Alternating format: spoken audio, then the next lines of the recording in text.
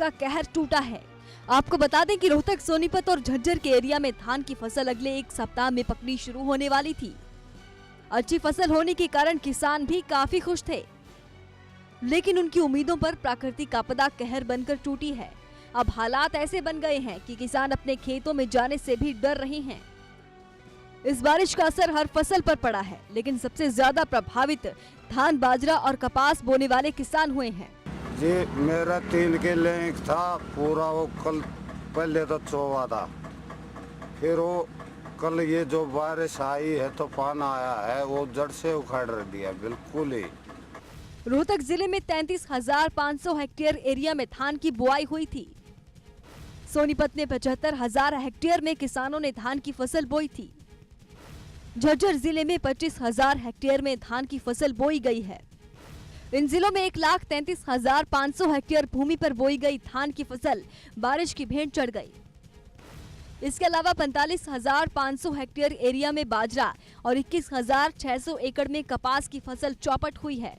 हालांकि कहीं कहीं पर नुकसान कम भी है, लेकिन कुछ जगह इसका असर ज्यादा पड़ा है। किसान हैरान परेशान हैं। उनका कहना है कि इस बार वो पूरी तरह से बर्बाद हो गए हैं। उनका कहना है कि सरकार के मुआवजे से भी उन्हें कोई उम्मीद नहीं है। नुकसान इतना ज्यादा है कि इसकी भरपाई होनी संभव नहीं है। अखिल भारतीय किसान सभा के जिला प्रधान प्रीत सिंह का कहना है कि सरकार को इस बार मुआवजा नहीं, बल्कि किसानों के नुकसान की भरपाई करनी चाहिए। किसान इस हालात में नहीं है कि वो अगली फसल की बुआई तक कर सके। किसान पर लगातार कर्ज का बोझ बढ़ता जा रहा है, जो कि आगे चलकर आत्महत्या तक का कारण बन सकता है। बारिश के कारण हमारी सारी फसल खराब हो गई है। धान की फसल खराब हो गई है। धान में 3-3, 4-4 फुट पानी भरा है। सरकार से हम मुआवजा चाहते हैं। इसकी बिजाई में हमारा इतना खर्चा आ रहा है, कैसे हम अपने बच्चों का पेट पालेंगे। इस रिपोर्ट में हमने आपको रोहतक के किसानों का हाल दिखाया, लेकिन सच्चाई ये है कि इस बार यह कहानी प्रदेश के हर किसान की है। प्रकृति की मार से उभर पाना उनके लिए बहुत मुश्किल है, क्योंकि पिछली फसल में भी किसान मार खा चुके हैं। अब ये दूसरा झटका है जो शायद उनकी बर्दाश्त के बाहर है।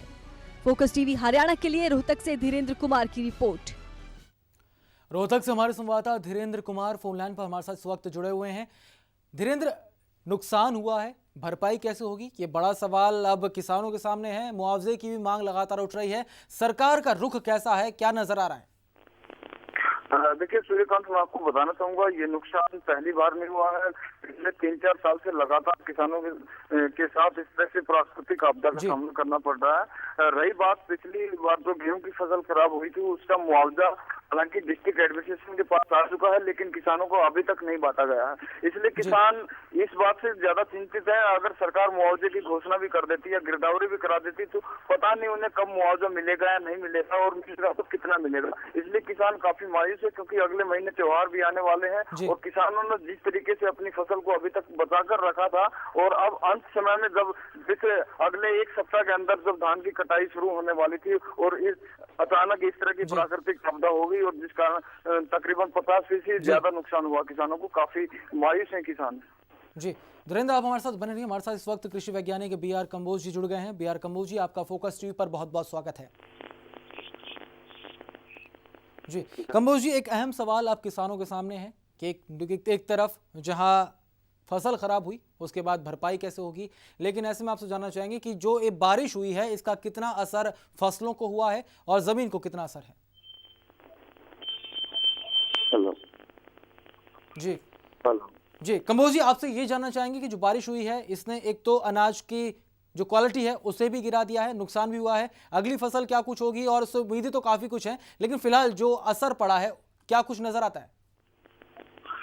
वास्तव में जो बारिश असामयिक बारिश हुई है, इससे फसलों की जो क्वालिटी है उस पर भी कमी आई है, और खास तौर से जो धान की फसल है वो गिर गई है, जिससे उसकी पैदावार पे भी नुकसान पड़ेगा, और उसकी क्वालिटी जो फसल पक के तैयार हो चुकी थी उसको काट के यदि मंडी में लेके जा रहा है किसान, तो उसमें भी उसका भाव, क्योंकि उसमें नमी की मात्रा ज्यादा है और उसके काटने में भी दिक्कत ज्यादा हो रही है, जिससे उसको काटने में ज्यादा पैसा खर्च करना पड़ेगा।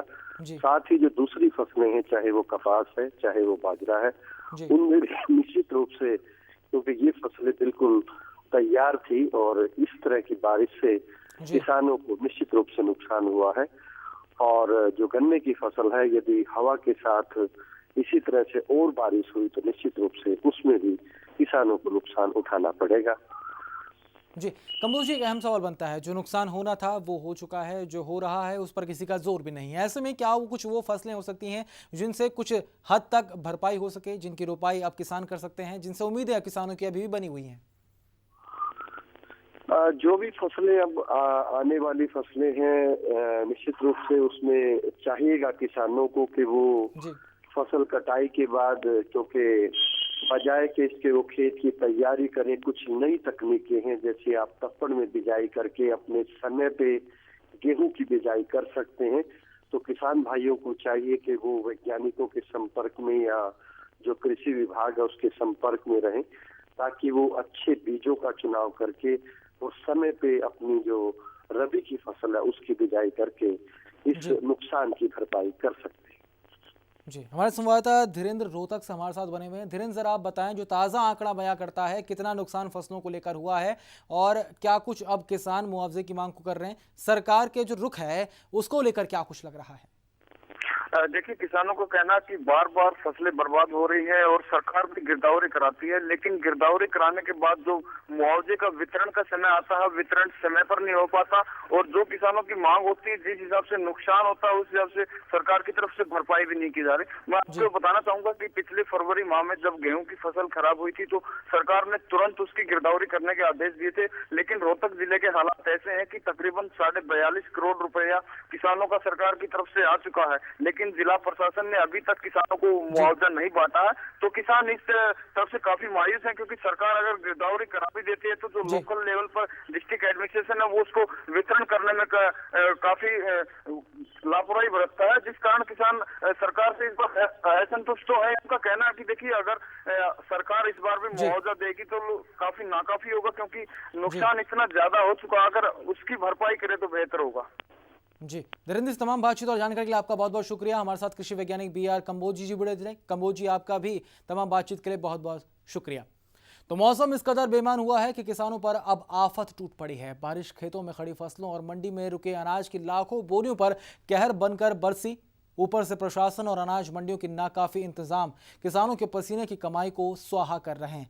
अब आपको दिखाते हैं 4 अलग अलग जगह की तस्वीरें, जो तस्वीरें बयां कर रही हैं कि आखिर कलायत की अनाज मंडी में शुक्रवार को मार्केट कमेटी के लचर प्रबंधों की वजह से किसानों की मेहनत सीवरेज के पानी में बहती नजर आई।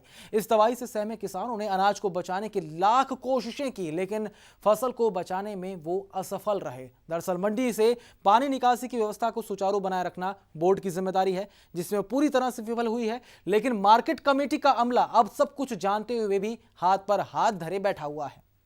तो 4 तस्वीरें आपकी टीवी स्क्रीन पर हैं, कलायत, होडल, खरकोदा और घरंडा की, जहां इस बारिश की सीधे तौर पर मार किसान को ही लगी है। किसानों को मुआवजा कैसे मिलेगा, इस नुकसान की भरपाई कैसे होगी, ये एक बड़ा सवाल बना हुआ है। लेकिन शासन और प्रशासन की तरफ से चुप्पी साधी गई है, जो कि सीधे तौर पर गैर जिम्मेदारी को ही दर्शा रही है।